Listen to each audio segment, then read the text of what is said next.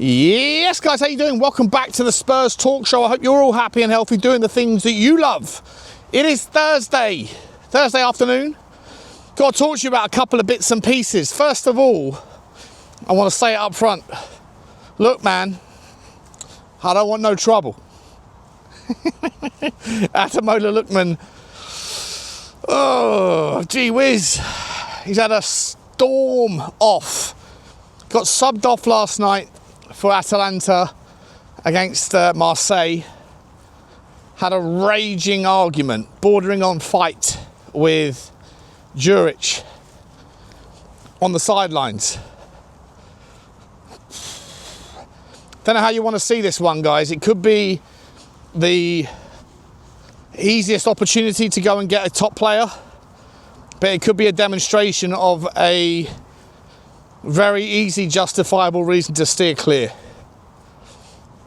Again, I don't know the details of his relationships and the specifics of what that's all about. It looks awful. Juric involved in it as well. It doesn't look good on his part either. But, you know, he had a problem with his last manager, Gasperini. He wanted to leave. He didn't start the season playing for Atalanta under the new manager. They quashed it. They sort of settled their differences. He's been playing, doing well, still does well. I don't know what it's like. I don't know. Maybe he's like a drug or something, you know, like you have a good time with it, but you regret it in equal measure. I don't know how to feel about him because I think he's trouble, and Tottenham and Thomas Frankie said he doesn't want any problems. He doesn't want any people, personalities with issues. So I think that sort of thing might need to be slept on, but this is not the first time with this guy.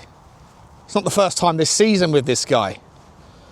And last season, and every manager. And if he has a problem with every manager, at what point do you start to think maybe it's not the managers, maybe it's not everybody else, maybe it's the guy? Again, I don't know the details, but I rate the player so much, and I think he'd be a very affordable option. But there's going to be issues with him if he comes to us, no doubt, you know. So it's not easy, is it, to land on this one? Let me know your thoughts, guys, because he's such a good player. And he does what we don't have right now, which is output from the wings, output from the forward line. He'll create balance. He'll offer you just about, you know, all of the things that you could possibly want from a winger. As long as he's, you know, I guess the other consideration is he wasn't that great in the Premier League years ago, but then there's loads of players that you can point to that weren't ready for the Premier League when they were coming up, and then they moved on. And look, he was all right at Leicester. He wasn't so great at Charlton, Everton or Fulham, but he's since gone on and he's a big game player. Like, he scored a hat-trick in the Europa League final. The guy's a baller, but he's just obviously a bit of a problem, a bit of a personality issue. And that is something that I don't know if it's one to miss. I think it might be. I don't know. Let me know your thoughts. Bugsy's letting me know her thoughts. She's saying, throw the ball, Sean, and stop talking to the camera. I'm not going to do that, Bugsy, unfortunately. Guys, by the way, I forgot to ask, smash the like button for me. Hit the subscribe if you haven't already. We appreciate the support on the march towards 40k. Notification button should be squeezed, and also drop the comments. Let me know your thoughts on that one. I don't know where else to go with it. I think it's easier now to get him after what happened, but it might be also a larger reason to avoid him, you know. So do you swipe left or swipe right? Let me know. Next story for you guys, Yves Bissock. Guys, how do you feel about a certain centre-back? Another centre-back? I spoke about this on the live stream I did earlier, but I've got to be honest, I spent the last hour running Yves Bissock, a certain Yves Bissock, Inter Milan centre-back through the Y-Scout. He's some player. He's got bangs on him, ability to score goals. He's got an incredible ability to cover yards. He's fast, he's strong, he's pacey, he's young, he's energetic. He's one for the future, but he's also one for the present. And I'll put the stats up on the screen, if I haven't already, just to validate my take. Not sure why Inter Milan are looking to sell him. I think it's because Well, actually, I think he's got quite a long time left on his contract from my memory. I think he's up until 2029. Similar sorts of timelines as a Micky van de Ven, which we'll come to later as maybe squaring the circle here.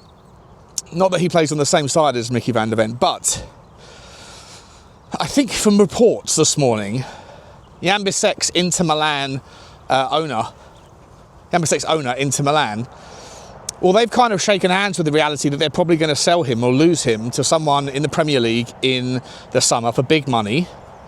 He's valued at £35 million on transfer market, but it's probably going to be 50 million plus euros rather. And I'm sitting there thinking, well, what's the rationale for it, right? West Ham failed in the summer bid to sign him. We were interested in the summer.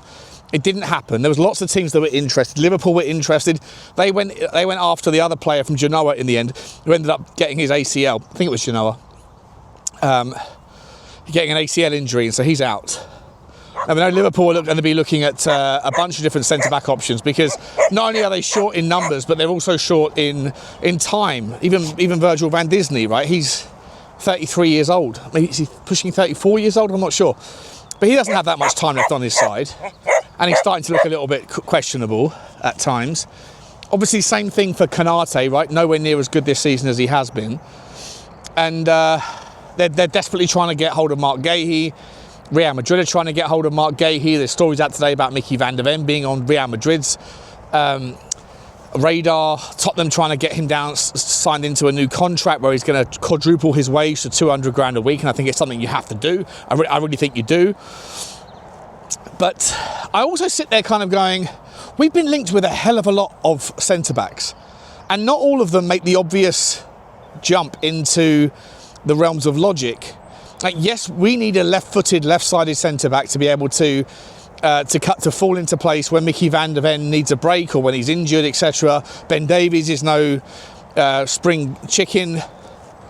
And we have a lot of centre-backs that all, as far as I'm aware, are right-footed. Kota Takai is right-footed, although apparently he's sort of ambipedal. We haven't seen anything from him yet. Radu Dragusin, when we have seen him play, we've seen him play in an Ange Postecoglou system that didn't suit his profile. But whenever we've seen him play on the left as well, he hasn't really fit in. Kevin Danso, when he got shoehorned over to the left-hand side recently, he looked like a shell of the version of him that we've seen in previous systems, previous games. And so you're kind of looking at the situation here, and you're thinking, well, Tottenham do have a lot of centre-backs, right? You have Ash Phillips on loan at Stoke, who's doing really good things, to the point where Stoke are punching above their weight, to the point where you might even be sitting there thinking that Stoke might come up to the Premier League this season, which wasn't on the cards in the summer. And fair play to him. Alfie Dorrington at Aberdeen, still doing okay. I mean, I'm not sure if these guys are ever going to realistically make it at Tottenham Hotspur, but they're part of the conversation, they're part of the consideration for what is a horses for courses analysis of what my bugs ate. Sorry guys, sorry about her. Maybe sorry about me, maybe you love her, maybe you hate me, either way. I apologise. So you have this situation where Tottenham are linked with all in sundry and have been all summer, and you're trying to sort of square the circle of why. As I said, I spoke about this on the live stream I did impromptu one this morning. There's an argument to say that Micky van de Ven is not being used in the best position, and Jamie O'Hara made the argument. He said, you know, he remembers Gareth Bale coming in as a left back, and then in that period in time, he progressed into a left winger, then he became a right winger, then he finished up as a 10. I don't think anyone's making the argument that Micky van de Ven is a 10, but there's certainly the argument that Micky van de Ven can utilise and be encouraged to utilise that unbelievable ability to break the lines with his sort of double threat of incredible pace and power and size, but also the ability to keep fairly good close control of the ball. And it wasn't against Copenhagen, or rather Copenhagen wasn't the first time that we've seen it. We've seen it with good output against Manchester United when he broke through the lines and whipped it across to Brennan Johnson, but we've also seen it happen several times without that kind of the full gamut of the output that we saw in those two scenarios. He can break the line. The challenge is if you play at the back four and you've already committed at least one, if not both, of your fullbacks into higher echelons of the pitch, then if the centre-back like a Micky van der Ven takes that responsibility on to break the line of a high press, and if it works, it's amazing, because then the opposition have to reshuffle. The situation is problematic if you get picked off. And there's going to be a lot of risk of that when you're running at pace and you might kick the ball, at the tiniest of fraction too heavy a kick, too heavy a touch, kicks it just too far slightly forward, and then can be picked off by a player that's good at interpretation and interceptions. And then you've got one man back, and then you're in problem world, right? But that doesn't happen if you play a back three. And a lot of Tottenham fans have been asking to see a back three. We saw it against PSG. We put it to use in good situ. And we almost came away with the Super Cup as a consequence of that unbelievable strategy and tactic, where we sort of cut out the middle for the most part, went long a lot of the time, played a back three, played sort of two wing backs, and it worked. We haven't really seen it ever since. But when you see players like Micky van der Ven doing what they can do, and we know the pace he has to get us out of trouble in an Ange Postecoglou system that has the high line, a lot of us have been talking about the potential whereby a lower line, a more kind of pragmatic approach to football, you're not really going to see Micky van der Ven at the best levels of what you can see him at, because the system isn't set up to accentuate or celebrate those sorts of skill sets. But I'm not arguing that we go to a high line just so that we can see Micky van der Ven get us out of trouble with his pace again. I'm not saying that, but I'm saying maybe we can use him on the ball more than we are. He's got an unbelievable finish. He's the highest goal scorer for Tottenham this season, which I'm not sure how you can spin that into one of two ways. That's a problem for our forward line, or maybe it just means that we're unpredictable and that we spread our goals around and that we have threats from every department, which, yin or yang, glass half full, glass half empty, think of it how you will. But to me, I sit there and think, if you want to take advantage of a Romero with his unbelievable ball passing, progressive ball passing, I think he is arguably the best progressor of the ball in our team. He's certainly the best passer of all centre-backs, in my opinion, in the Premier League. And next to him, you have Micky van der Ven that can do what no other Premier League centre-back can do. And are we utilising them enough? In a pragmatic system that has Palhinha and Bentancur in front of it, where we're set up not to lose, which has been the catalyst for so much of the frustration that has been focused and sort of streamlined onto Thomas Frank, to the point where when he has thrown more caution to the wind, or when other teams that are not participating in the new vision of football, the new paradigm around, set piece FC, which is definitely a trend. It's definitely a new theme that is like it's gone a little bit too far for me. But ultimately, you look at teams like Bournemouth, who, when they go to Manchester City and they have the courage and the wherewithal and the belief, the self-confidence to go at Manchester City, and they get sucker punched 3 times because of Manchester City's unbelievable supremacy and the overall technical skill sets that they have between themselves, then it's not just about zooming in on the team, on Thomas Frank, and saying you're playing miserable football, he's boring, let's all criticise. This is a theme in football generally, and if you are going to throw caution to the wind, then you might get sucker punched, you might get caught out, and so there's that consideration as well. So isn't there a hybrid, a middle ground, where you can go to a back three, where you can accept the risk, but mitigate it, of having fullbacks that try and play a little bit more progressively, but actually whereby any criticisms that might be thrown towards Palhinha, for example, or a Bentancur, they don't have to exist. Like, I think what Jamie Carragher said about Palhinha was probably right on some part, but incredibly unfair on others, saying that he's not good enough for the Premier League. He's more than good enough, right? He scored 4 goals and 2 or 3 assists for us, and so, and his defensive work has been insane. He's tackled more people, more interceptions, whatever, than every other 6 in the game. So in Premier League. So to me, the notion that he's not good enough is wildly unfair. However, there are truths to the fact that he doesn't progress the ball enough. Maybe it's because he's limited in that skill set, but Romero isn't. But you can't have a Romero doing what he wants to do, and Van de Ven, where we're encouraging to do what he wants, what we want him to be able to do, at the same time in a team that plays a back four, because you're going to get picked off if those things don't go right every time, and they won't go right every time. So this narrative that we could play a back three, I think makes a hell of a lot of sense. I think it makes so much sense. And I think the fan base have to stop interpreting a back three as a defensive formation. It isn't. It isn't. It's a horses for courses. It's a square peg, square holes narrative. And I think you can play fantastic football with a back three. Look at Crystal Palace under Glasner. No one would consider them a boring football team. They're one of the more encouraging and one of the more exciting outfits that are available to be seen in the Premier League right now, given this new theme of physicality, size and set-piece FC, boring stuff. There's no need to think of a back three as a boring system. And I think that Thomas Frank has got a history of playing back three. When he came up to the Premier League with Brentford, his first season, I'm pretty sure he played a back three pretty much the whole time, until he started to have the team and the confidence and the players to be able to, invoke other methods and other metrics. So all of this is necessary as a consideration and a contemplation. And I think that maybe we are looking at the transfer zeitgeist around players like Jan Bisseck. A 12-minute rant here that all started with him. Let's go full circle. That's what we do. I don't know what you want from me. A waffle and a ramble that comes full circle.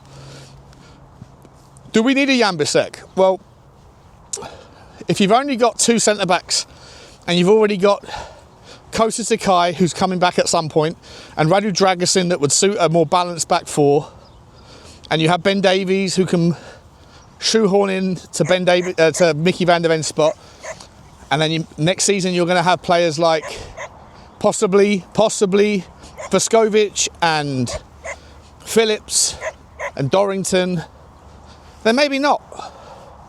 Maybe not. But if you're playing a back three, and that's one of the things you want to pivot to quite a lot, then at the moment we can't really do it because we don't have enough available centre-backs. But it might be something that we can utilise for next season.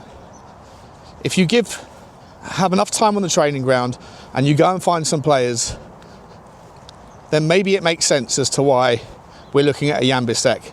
Maybe it makes sense why we're looking at a Lautaro Rivero, the left-footed, left-sided Christian Romero of River Plate. I've done a lot of work on the Y-Scout on him, and I think he's awesome. I think he's going to be awesome. He's a young kid. Argentinian, the transition, the acclimation, the assimilation process, all of those things are very difficult to know how these players will work out. But his arc has been steep, his curve has been impressive, and he has that physicality, that aggression, that unbelievable wand of a long ball into channels with his left foot. It's essentially, if you zoom back 4 years on Romero and you hold up a mirror, it's not going to look too different. The reflection is not going to look too different to Lautaro Rivero. Really interesting player. And Tottenham apparently are readying a bid for him. So I'm really excited about that, if that makes sense. To you, it makes sense to me. I think it makes sense to the story. But he's not the only players we're linked with. Jared Branthwaite, another player that plays traditionally in a back four but could easily play in a back three. Very, very capable with the ball at his feet. Big, strong, fast. Whether he's going to come to Tottenham or not, I doubt it personally, but he's someone that can make that story make sense as well. And you punch around the various other transfer news, views and clues, guys. How many centre-backs have I been speaking to you guys about over the last few weeks? We're still looking at the guy from Brentford to come into from Thomas Frank's old system. We're still looking at other players from Italy. You know, there's players in Spain and Germany that we're looking at.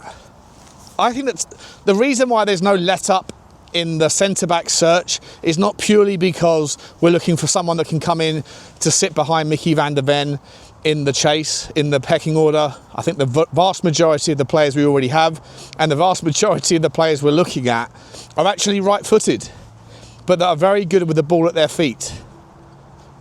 And I don't think that is a coincidence. I think if you look at the last 5 years, the trend towards the top 10 players in the Premier League with the most passes every single year, there is more and more frequently a trend towards seeing centre-backs in that list. So passing out from the back, it might be boring, but it's an ever-present. Having the ability to go to a back three, we can't do it right now. We don't have enough fit players. We can do it next season, and we could do it from January forward if we had 1 or 2 of these players back. And I think that if we do that, we can really put to work Micky van der Ven. Not just as a left-sided centre-back, by the way. You could even reposition him as a left wing-back or a left-back. I think that we are sleeping on his value with the ball at his feet. And I'm not just saying that because of what he did against Copenhagen. I've said it to you guys for a long time, that there's 2 things. Part of the defence that I've said before to you about why Palhinha isn't the conundrum, it isn't the problem that you think he is with his ball at his feet, is because you have options with Pedro Porro, who's the best passing right back in the game, with Christian Romero, who's the best passing centre-back in the Premier League. And I've said that there's a third option, which is Micky van der Ven and his ability to break out from the back with the ball at his feet. His pace and his power is terrifying. But I think the problem is if you're playing a back 4, it's limited in what way you can use that. Playing with a back 3, it isn't. And if you stop thinking about the back 3 as a defensive formation and start thinking of it as a way to put the square pegs in the square holes in the squad, that has the potential to utilise it, as soon as we get the likes of Dragusin and Takai back, then it also makes sense why we are linked with players like Lautaro Rivero, or players like the Greek guy out of Wolfsburg, Konstantinos something, whose name escapes me. Another player we're linked with today. A very, very, very good passing, left-footed, left-sided centre-back. All of these stories make sense, guys. Jan Bisseck, they all make sense. And I think that there's going to be a leading proposition here that we might end up playing back 3 sooner rather than later. And I can't wait to see it personally. Let me know your thoughts, guys. Like, subscribe and comment. I'll see you on the Spurs 5 at 8 o'clock. As always, bye-bye.